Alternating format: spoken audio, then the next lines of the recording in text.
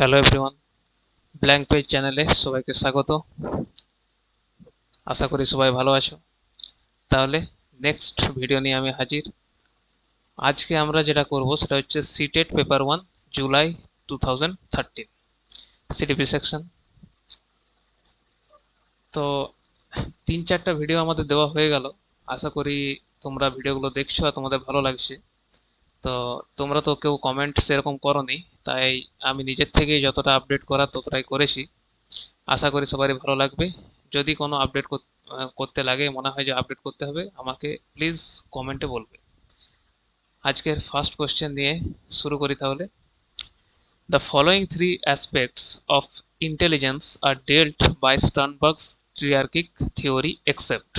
স্টার্নবার্গের ত্রিমাত্রিক বুদ্ধিমত্তা তত্ত্বে নিম্নলিখিত কোন দিকটি অন্তর্ভুক্ত নয়? তাহলে স্টার্নবার্গের যদি তোমরা থিওরি পড়ে থাকো, তাহলে স্টার্নবার্গের থিওরি তিনটি অংশ নিয়ে গঠিত: কম্পোনেনশিয়াল, এক্সপেরিয়েন্সিয়াল, কন্টেক্সচুয়াল, তাই তো? কম্পোনেনশিয়ালটা হচ্ছে বিশ্লেষণধর্মী বুদ্ধিমত্তা, এক্সপেরিয়েন্সিয়াল সেটা হচ্ছে অভিজ্ঞতামূলক বুদ্ধিমত্তা, আর কন্টেক্সচুয়াল হচ্ছে বাস্তব জীবনভিত্তিক বুদ্ধিমত্তা। তাহলে সেই তিনটের মধ্যে কিন্তু কোথাও সোশ্যাল জিনিসটি নেই, তাই তো? সামাজিক বুদ্ধিমত্তা বলে কিছু কিন্তু স্টার্নবার্গ বলেননি, তাই আমাদের অ্যান্সার হচ্ছে বি। নেক্সট, হাওয়ার্ড গার্ডনার's theory of multiple intelligences emphasizes। Howard গার্ডনারের বহুবিধ বুদ্ধিমত্তা তত্ত্ব গুরুত্ব দেয় জেনারেল ইন্টেলিজেন্স সাধারণ বুদ্ধিমত্তাকে, common abilities required in school বিদ্যালয়ে প্রয়োজনীয় সাধারণ দক্ষতাকে, the unique abilities of each individual প্রতিটি ব্যক্তির স্বতন্ত্র দক্ষতাকে, না কন্ডিশনিং স্কিলস ইন স্টুডেন্টস শিক্ষার্থীদের শর্তায়ন দক্ষতাকে। তাহলে তোমরা যে আমাদের গার্ডেনারের যে তত্ত্ব সেটা হয়তো পড়ে থাকবে। হাওয়ার্ড গার্ডেনার বলেন প্রত্যেক মানুষের বুদ্ধিমত্তা আলাদা ধরনের হয়, তাই তো? তিনি 8টা বুদ্ধিমত্তার কথাও বলেছেন। কেউ সঙ্গীতে ভালো, কেউ ভাষায় ভালো, তাই তো? তাহলে তিনি কি বলেছেন, যা unique abilities of each individual, প্রত্যেকটা ইন্ডিভিজুয়ালের মধ্যে কিন্তু আলাদা আলাদা স্বতন্ত্র দক্ষতা থাকে। কেউ গানে ভালো, কেউ ম্যাথে ভালো, কেউ ইন্টারপার্সোনাল স্কিলে ভালো। তাহলে সি হচ্ছে আমাদের answer. Next, the sounds TH PH CH বা টি চ প ছ এই ধ্বনিগুলো কি? মরফিম, না গ্রাফিম, না লেক্সিম, না ফোনিম, তাই তো? তাহলে আমরা জানি যে ফোনিম হচ্ছে ভাষার ক্ষুদ্রতম ধ্বনি, স্মলেস্ট ইউনিট অফ সাউন্ড, তাই তো? তো এখানে যে টিএইচ পিএইচ সিএইচ, এখানে তো কোনো মিনিং তৈরি হচ্ছে না, তাহলে এটা মরফিম নয়, তাই তো? মরফিম তাহলে কাট। গ্রাফিম কি? লিখিত প্রতীক বা অক্ষর, লিখিত প্রতীক বা অক্ষর, তাহলে এটা হচ্ছে না। লেক্সিম কি? লেক্সিম হচ্ছে শব্দ মূল যেটাকে বলে, তাহলে এটাও হচ্ছে না। এগুলো হচ্ছে স্মলেস্ট ধ্বনি বা স্মলেস্ট সাউন্ড, তাই এটা হচ্ছে আমাদের অ্যান্সার হচ্ছে D, phoneme. Next, in order to avoid gender stereotyping in class a teacher should. শ্রেণীকক্ষে লিঙ্গভিত্তিক ধ্যান ধারণা এড়াতে একজন শিক্ষকের উচিত try to put both boys and girls in non traditional roles, ছেলে ও মেয়ে উভয়কে অপ্রচলিত ভূমিকায় অংশ নিতে উৎসাহিত করা। Appreciate students good work by saying good girl or good boy, ভালো ছেলে ও ভালো মেয়ে বলে প্রশংসা করা। Discourage girls from taking part in wrestling, মেয়েদের কুস্তিতে অংশগ্রহণ থেকে নিরুৎসাহ করা। Encourage boys to take risk and be bold, ছেলেদের ঝুঁকি নিতে ও সাহসী হতে উৎসাহিত করা।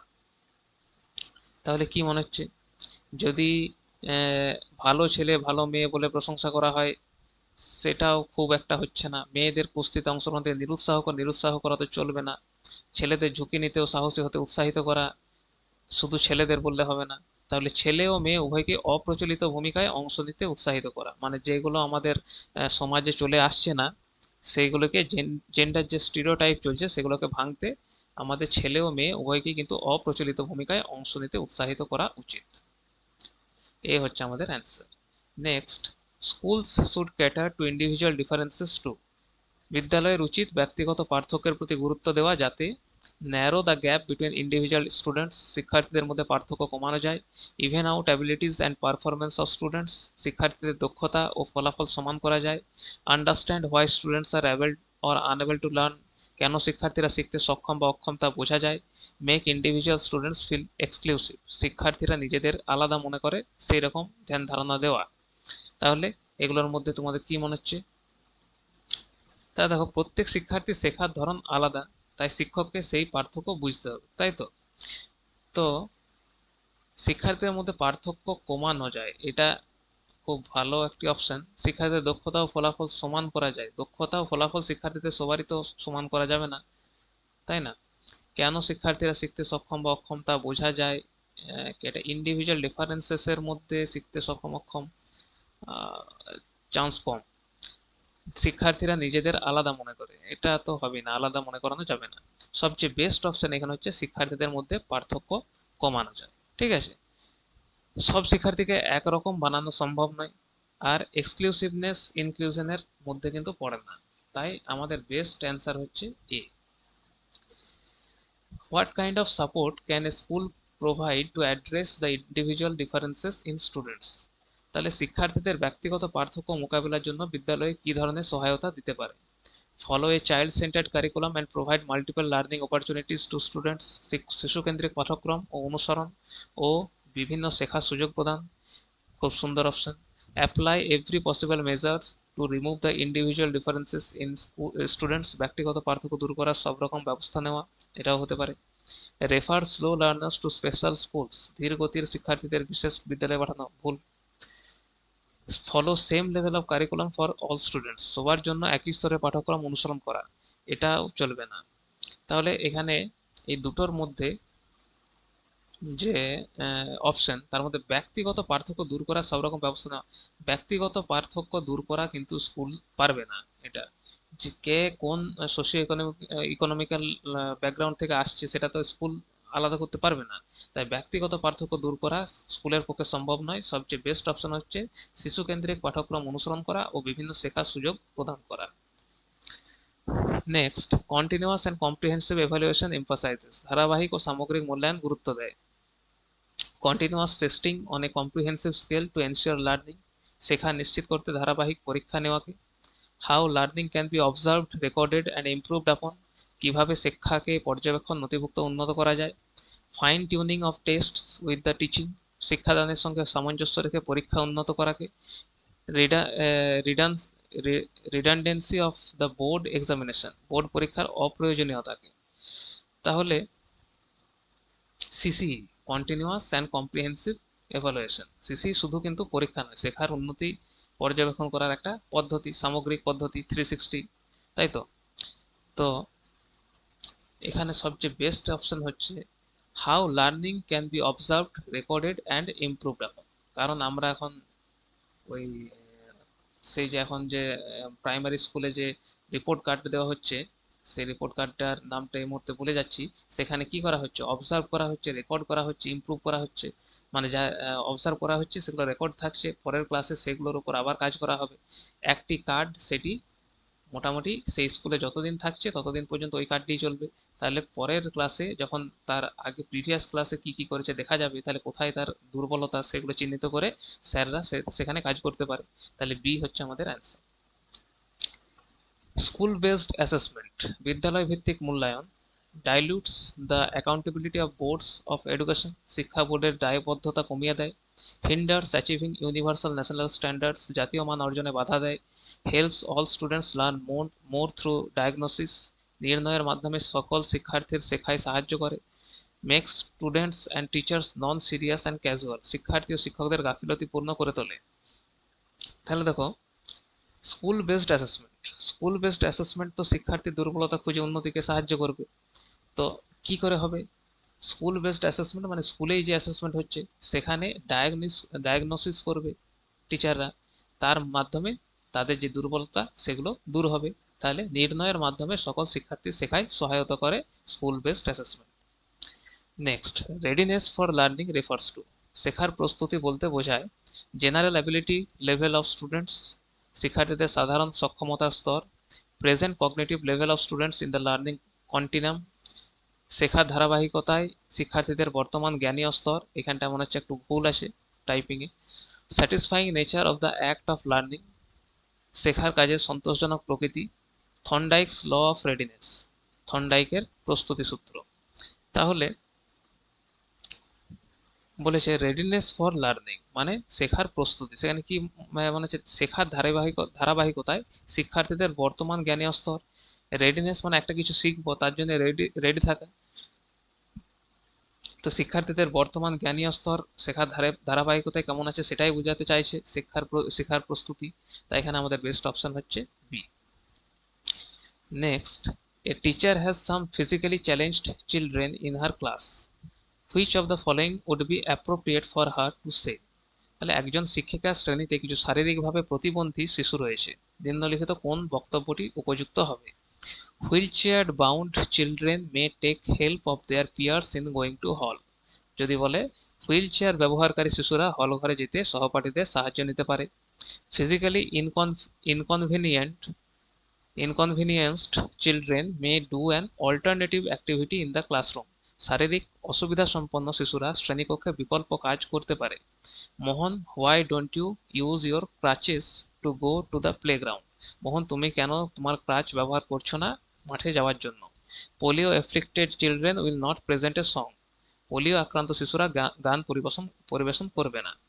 তাহলে এটা তো চলবে না, এখানে মানা করা হচ্ছে।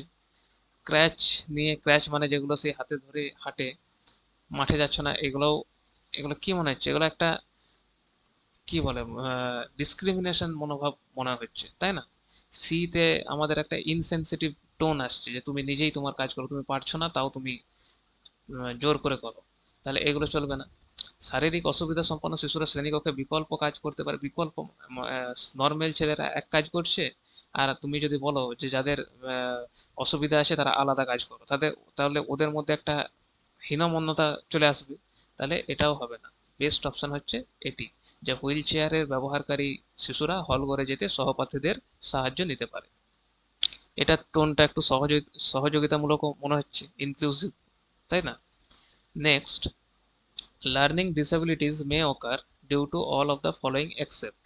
নিম্নলিখিত সব কারণে শিক্ষণজনিত প্রতিবন্ধকতা হতে পারে কোনটি ছাড়া? সেরিব্রাল ডিসফাংশন মস্তিষ্কজনিত ত্রুটি, ইমোশনাল ডিস্টারবেন্স আবেগজনিত সমস্যা, বিহেভিয়ারাল ডিস্টারবেন্স আচরণগত সমস্যা, কালচারাল ফ্যাক্টরস সাংস্কৃতিক কারণ। তাহলে প্রতিবন্ধকতা তৈরি হতে পারে। লার্নিং ডিসএবিলিটি সাধারণত নিউরোলজিক্যাল কারণে সঙ্গে হয়, তাই না? ব্রেনে কোনো অসুবিধা হলে, তাহলে কোনটি নয়?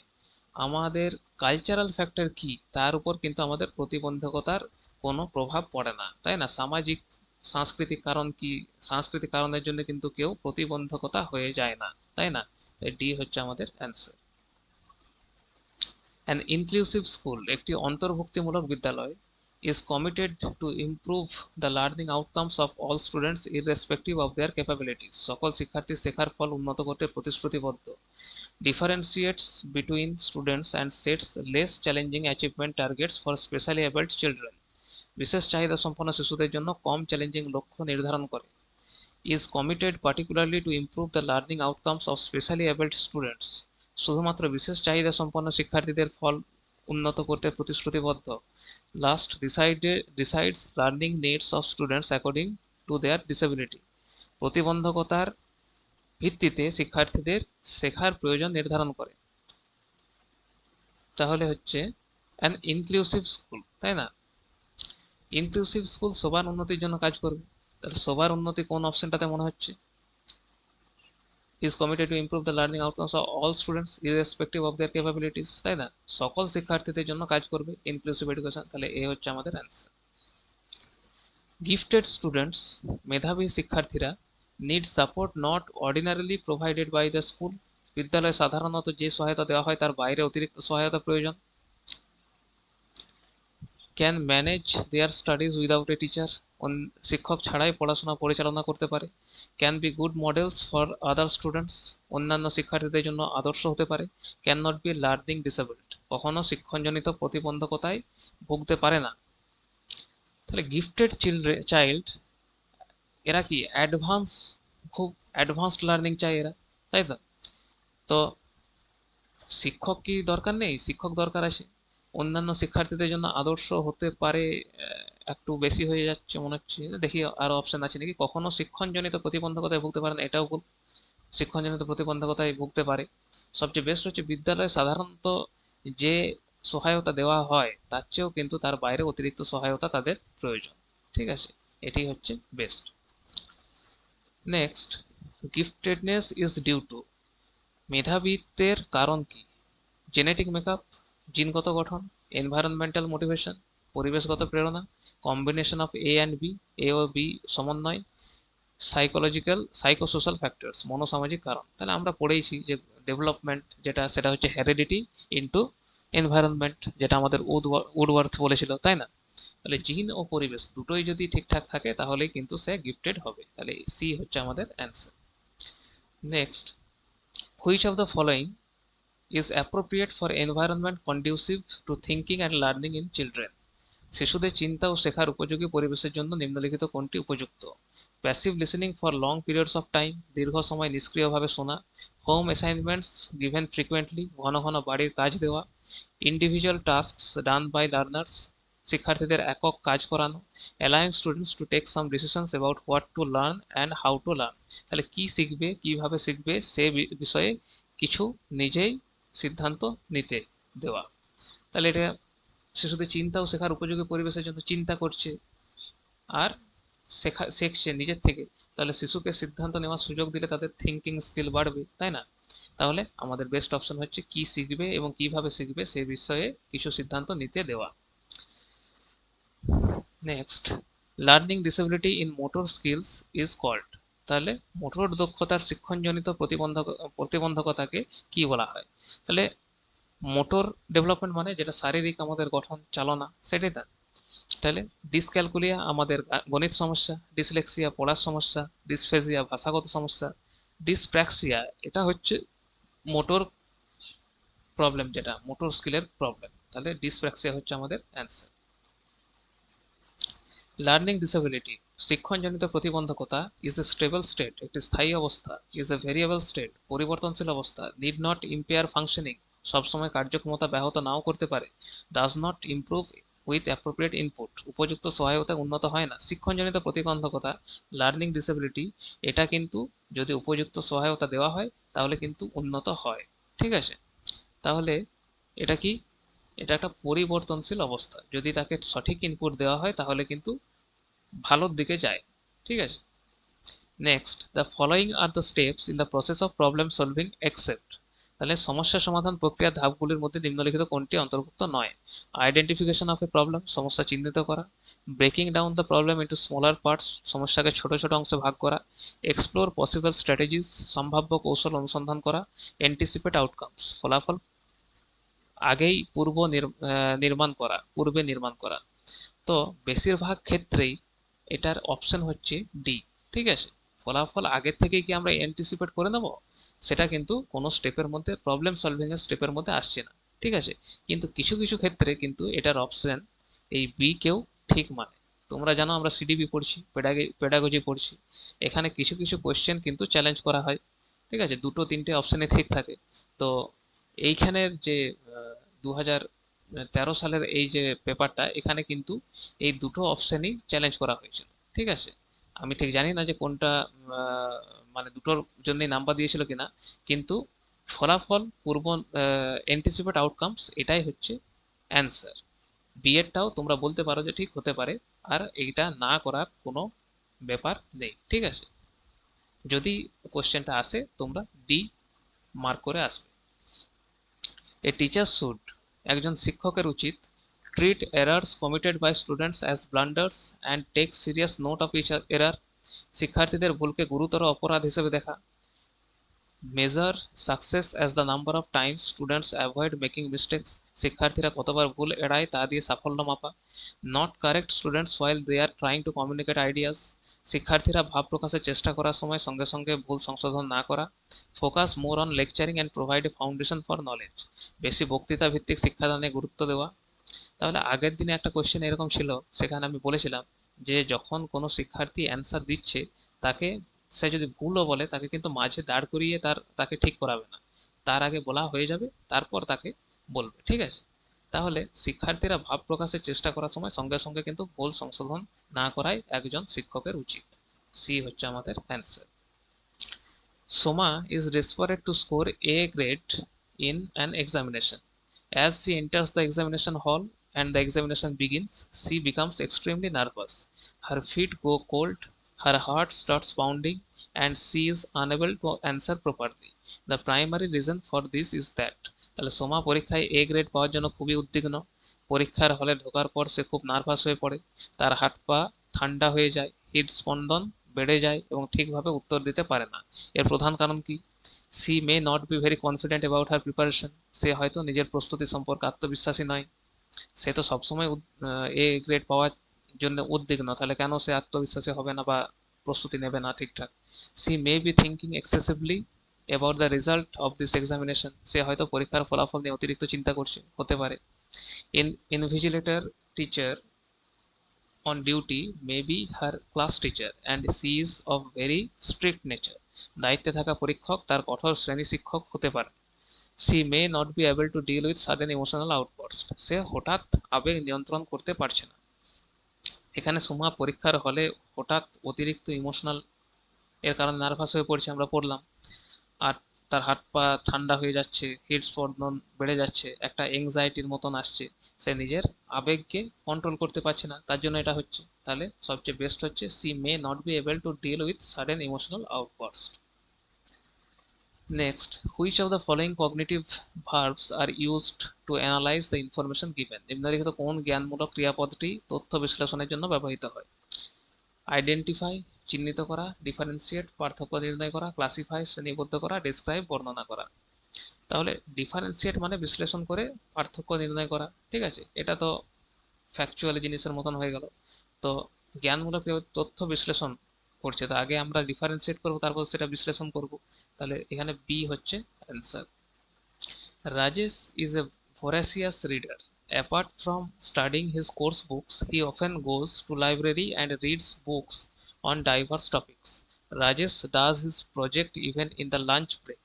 He does not need prompting by his teachers or parents to study for tests and seems to truly enjoy learning.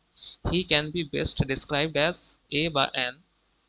Rajesh খুব আগ্রহী পাঠক, পাঠ্য বইয়ের বাইরে সে লাইব্রেরিতে গিয়ে নানা বিষয়ে বই পড়ে, টিফিনের সময়েও সে প্রজেক্টের কাজ করে, পড়াশোনার জন্য তাকে শিক্ষক বা অভিভাবকদের উৎসাহ দিতে হয় না, তাকে সবচেয়ে ভালোভাবে বর্ণনা করা যায়। তাহলে সে নিজেই আগ্রহী, তাই না? রাজেশ নিজের আগ্রহে পড়াশোনা করে, বাহ্যিক চাপ নেই কোনো, তাকে পড় পড় বলতে হয় না।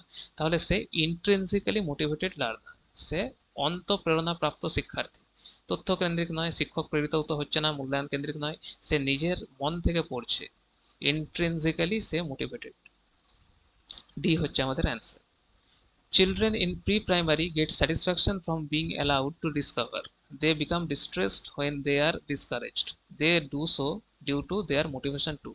তাহলে প্রাক প্রাথমিক স্তরের শিশুরা নিজেরা আবিষ্কার করার সুযোগ পেলে আনন্দ পায়, বাধা পেলে তারা কষ্ট পায়। এর কারণ তাদের কি?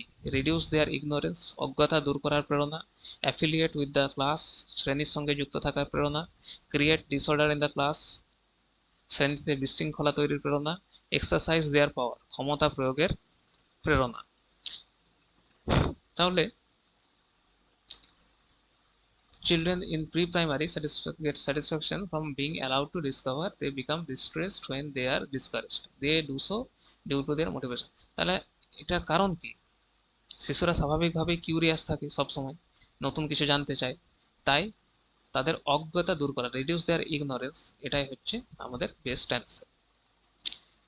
Understanding human growth and development enables a teacher to. মানব বৃদ্ধি ও বিকাশ সম্পর্কে জ্ঞান একজন শিক্ষককে সক্ষম করে gain control of learners emotions while teaching, শিক্ষার্থীদের আবেগ নিয়ন্ত্রণ করতে, be clear about teaching diverse learners, বিভিন্ন ধরনের শিক্ষার্থীকে শেখানোর বিষয়ে স্পষ্ট ধারণা পেতে, tell students how they can improve their lives, শিক্ষার্থীদের জীবন উন্নতির উপায় বলতে, practise her teaching in an unbiased way, পক্ষপাতহীনভাবে শিক্ষাদান করা। তাহলে গ্রোথ অ্যান্ড ডেভেলপমেন্ট বুঝলে শিক্ষক বিভিন্ন ধরনের শিক্ষার্থীকে ভালোভাবে শেখাতে পারেন, তাই তো আমরা সেই জন্য এত পেডাগজি পড়ছি, কেমনভাবে পড়াবো।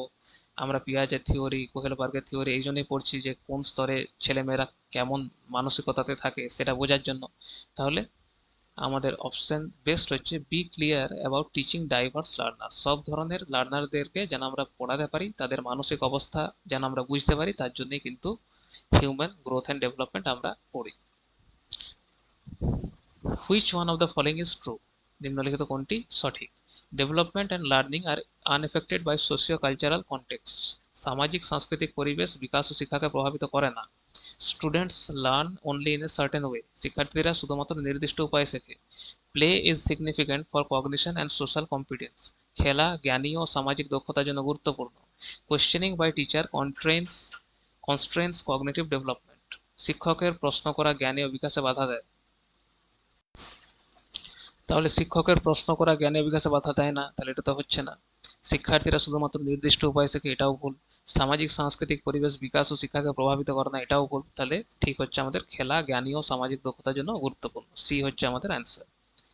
Next, which one of the following is true about the role of heredity and environment in the development of a child? শিশুর বিকাশে বংশগতি ও পরিবেশের ভূমিকা সম্পর্কে নিম্নলিখিত কোন বক্তব্যটি সঠিক? The relative contributions of peers and genes are not additive. সহপাঠী ও জিনের অবদান সরল যোগফল নয়। Heredity and environment do not operate together. বংশগতি ও পরিবেশ একসঙ্গে কাজ করে না। Propensity is related to environment while actual development requires heredity. প্রবণতা পরিবেশের সঙ্গে সম্পর্কিত আর বিকাশের জন্য বংশগতি দরকার। Both heredity and environment contribute 50% each in the development of child. তাহলে বংশগতি ও পরিবেশ প্রত্যেকে 50% অবদান রাখে। তাহলে আমরা তো গ্রোথ অ্যান্ড ডেভেলপমেন্ট হয়তো পড়ে এসেছি, তাহলে হেরিডিটি আর এনভায়রনমেন্ট একে অপরের সঙ্গে ইন্টারেক্ট করে আমরা জানি। তাহলে the relative contribution of peers and genes are not additive, সঠিক। তাহলে সহপাঠী ও জিনের অবদান, ঠিক আছে, এটা কিন্তু যোগফল নয়। হেরিডিটি আর এনভায়রনমেন্টের যে এটা, এখানে হয়তো পিয়ার্স এর জায়গায় হয়তো এনভায়রনমেন্ট হতো, হ্যাঁ পিয়ার বলতে এখানে আমাদের এনভায়রনমেন্টকেই বোঝাচ্ছে, তো এটা কিন্তু অ্যাডিটিভ নয়, এটা মাল্টিপল, তাই না? তাহলে এ হচ্ছে আমাদের অ্যান্সার। নেক্সট, সোশ্যালাইজেশন ইজ, সামাজিকীকরণ হলো র্যাপোর্ট বিটুইন টিচার অ্যান্ড টট, শিক্ষক ও শিক্ষার্থীর, টিচার অ্যান্ড টট হবে না, এখানে হবে স্টুডেন্ট, শিক্ষক ও শিক্ষার্থীর মধ্যে সম্পর্ক। Process of modernisation of society, সমাজের আধুনিকীকরণের প্রক্রিয়া। অ্যাডাপ্টেশন অফ সোশ্যাল নর্মস, সামাজিক নিয়মের সঙ্গে মানিয়ে নেওয়া। চেঞ্জ ইন সোশ্যাল নর্মস, সামাজিক নিয়মের পরিবর্তন। তা সোশ্যালাইজেশন যারা পড়েছো আমরা জানি যে সোশ্যালাইজেশন হচ্ছে অ্যাডাপ্টেশন অফ সোশ্যাল নর্মস, সমাজে যেগুলো চলছে তার সঙ্গে নিজেকে ঢেলে নেওয়া বা মানিয়ে নেওয়া। A PT teacher wants his students to improve fielding in the game of cricket. Which one of the following strategies will best help his students achieve that goal? একজন পিটি শিক্ষক চান তার শিক্ষার্থীরা ক্রিকেটে ফিল্ডিং দক্ষতা বাড়াক, নিম্নলিখিত কোন কৌশলটি সবচেয়ে কার্যকর হবে? Tell students how important it is for them to learn to field, fielding শেখার গুরুত্ব বোঝানো। Explain the logic behind good fielding and rate of success, ভালো ফিল্ডিং এর যুক্তি ও সাফল্যের হার ব্যাখ্যা করা। Demonstrate fielding while students observe, শিক্ষার্থীদের সামনে ফিল্ডিং প্রদর্শন করা। Give students a lot of practice in fielding, শিক্ষার্থীদের প্রচুর প্রচুর ফিল্ডিং অনুশীলনের সুযোগ দেওয়া। তাহলে